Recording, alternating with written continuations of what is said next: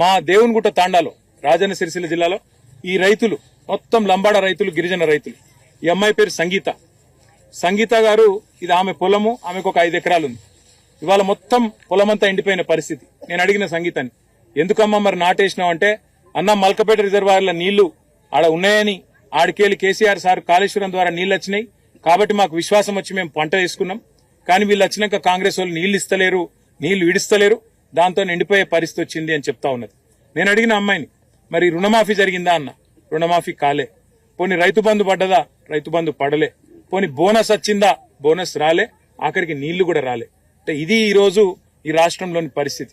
రాష్ట్రంలోని రైతులందరూ ఇవాళ అనుకుంటున్న మాట ఏంటి అంటే, కేసీఆర్ అంటే కాళేశ్వరం, కాంగ్రెస్ అంటే శనేశ్వరం.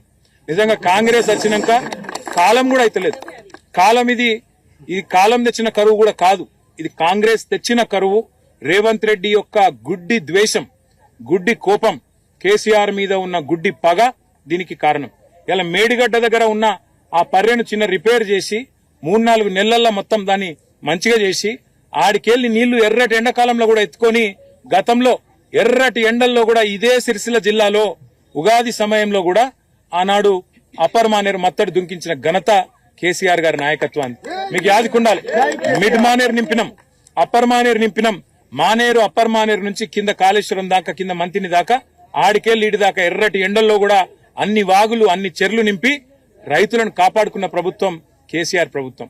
నేను ఇక్కడికి వచ్చేటప్పుడు ఉత్తమ్ కుమార్ రెడ్డి గారికి, అదేవిధంగా ఈఎన్సీ అనిల్ కుమార్ గారికి కూడా నేను మాట్లాడినా, వాళ్ళకి చెప్పిన 100 ఎకరాల్లో పంటలు ఎండుతున్నాయి, మేము కూడా చూస్తా ఊకోం. ఎందుకంటే రైతులు నష్టపోయి రైతులు ఆగమయ్యే పరిస్థితున్నప్పుడు మేము వదిలిపెట్టము.